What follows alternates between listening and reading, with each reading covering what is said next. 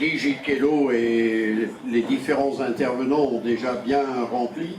Je salue Miss Cameroun, qui nous fait l'honneur d'être présente. En réalité, alors je ne sais pas si on vous a dit ce que je suis, ce que je fais, dans quelle étagère, mais je suis quelqu'un qui, depuis un certain nombre d'années, je ne vous dirai pas combien, travaille dans ce que l'on appelle la création de liens. D'autres appellent ça la communication. Moi, je préfère le terme de création de liens. J'ai une position sur nos métiers qui est une position peut-être un peu originale par rapport à d'autres, mais que ce soit pour la santé dentaire, que ce soit pour la sécurité routière ou pour Macintosh, ou encore récemment pour l'Hermione, la frégate qui a traversé l'Atlantique, je considère ne pas m'être totalement trompé, puisque ce sont des actions qui ont pérennisé une certaine façon d'être les uns avec les autres. Alors, intervenir au coworking, ça m'a semblé naturel, car le coworking repose, me semble-t-il, sur la création de liens. S'il n'y a pas de lien entre les coworkers, je me demande bien comment on pourrait coworker, si j'ose dire, le néologisme. Et évidemment, coworker, pour reprendre ce néologisme, signifie trouver un profit, mais signifie également partager des responsabilités. Et c'est tout l'esprit, finalement, d'une fédération. Alors, on a toujours l'impression, moi le premier, évidemment, d'inventer l'eau tiède alors que tout le monde a inventé l'eau chaude. Mais il n'empêche que l'idée de coworking est une idée qui ressort de l'idée de la co-responsabilité et de la fédération. Quand on regarde, alors c'est vrai, Guy Gicquelot l'a évoqué tout à l'heure, c'est vrai que je passe ma vie entre l'Amérique du Nord et l'Europe, depuis maintenant un certain nombre d'années également. Il est évident qu'un pays fédéral, une structure mentale fédérale, est beaucoup plus portée aux notions de solidarité, de partage, de faire ensemble. Vivre ensemble, ça m'énerve, je ne sais pas ce que ça veut dire. Faire ensemble, ça me semble beaucoup plus important. Et à partir de là, de fait, se mettre ensemble pour un projet, pour créer une activité, pour créer un service, évidemment, c'est travailler ensemble. Travailler, c'est pas obligatoirement descendre au fond de la mine. Ça peut être beaucoup plus noble, mais un mineur de fond, c'est très noble également. Et les mineurs de fond travaillaient ensemble. Et travaillaient ensemble parce que s'ils ne travaillaient pas ensemble, eh bien, il pouvait arriver le coup de grisou, il pouvait arriver la mauvaise pioche. Vous savez, le terme mauvaise pioche, vous savez d'où ça vient? Ça vient du fait d'un mineur qui, lorsqu'il tapait la roche, s'il n'avait pas été bien formé à taper la roche, il prenait un coup de grisou dans la gueule et il crevait. C'est ça, le coup de pioche. Donc faire bonne pioche, voilà d'où ça vient. Eh bien, le coworking, c'est faire la bonne pioche ensemble. Et quand je parle des États-Unis, je parle également de l'esprit, pas seulement fédéral, mais je parle de l'esprit du campus. En France, on a une vision du campus qui est, on met des gens ensemble et ils vont étudier ensemble. En réalité, le campus est un formidable creuset d'échange, de partage entre des gens différents, de cultures différentes, de... Ah oui, le micro, c'est comme ça.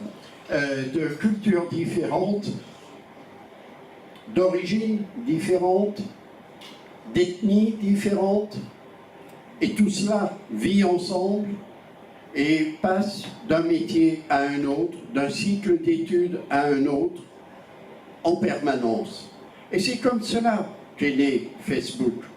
Facebook n'est pas né du hasard, n'est pas né du génie de Zuckerberg qui tout d'un coup s'est réveillé un matin en disant « Ah ben tiens, je vais faire un… » Moi j'ai eu comme client pendant 4 ans un monsieur qui s'appelait Steve Jobs.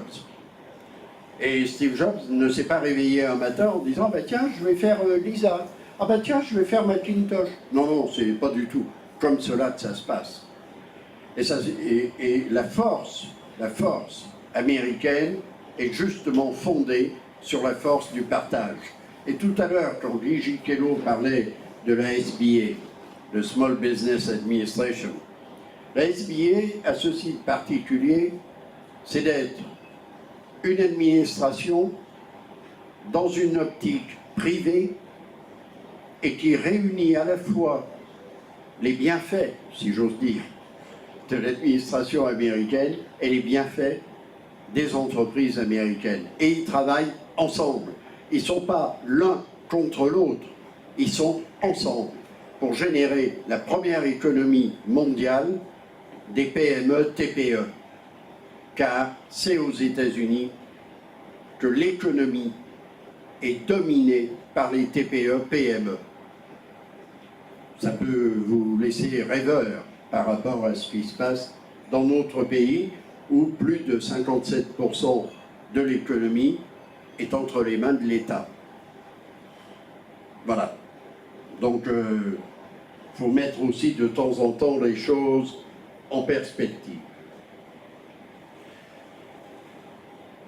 Alors, lorsque j'entends parler de la théorie de l'autorité horizontale et non plus verticale, c'est-à-dire l'horizontalité, Internet, et Internet c'est la vie, hein. Internet c'est pas un média, Internet on fait tout sur Internet.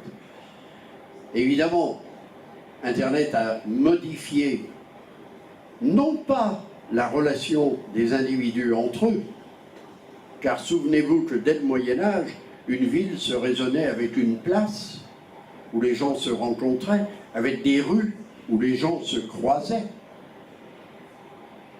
Et ça, on peut remonter très loin. Internet n'est rien d'autre que l'énorme village où les gens se croisent, se regardent, se parlent, discutent, se volent, s'escroquent. Ils font tout comme dans la vie. Mais ils faisaient tout dans le village. Internet n'est rien d'autre que cela. Et ce sont les individus qui utilisent Internet qui en ont fait une révolution. Mais une révolution qui nous ramène finalement à des notions basiques. La notion basique qui est de tendre la main, qui est de dire « je ne te connais pas mais j'ai envie de te connaître ». Tu es différent, c'est pas grave. Moi aussi, je suis différent de toi, donc on va se parler. Et Internet a démultiplié.